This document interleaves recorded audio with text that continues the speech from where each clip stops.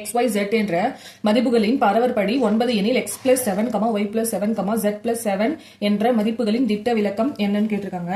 இப்போ XYZ அதனுடைய பரவற்படி variance என்ன கொடுத்துருக்காங்க 9. வேரியன்ஸ்ன்றது வந்து சிக்மா ஸ்கொயர் ஈக்குவல் டு 9. இதனுடைய திட்ட விலக்கம் வந்து ஸ்டாண்டர்ட் டிவியேஷன் ஸ்கொயர் ரூட் எடுங்க. இப்போ sigma equal to root of 3 square அப்போ sigma equal to 3.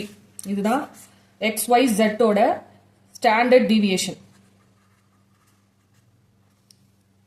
இங்க வந்து x plus 7, y plus 7, z plus 7 இன் standard deviation தான் கேட்டிருக்காங்க. XYZ க்கு standard deviation வந்து 3 இருந்துச்சுன்னா இது கூட x plus XYZ கூட 7 என்ற நம்பர் ஆட் பண்றதுனால தான் புதிய மதிப்பு x plus 7, y plus 7, 3 plus 7 வந்து வருது.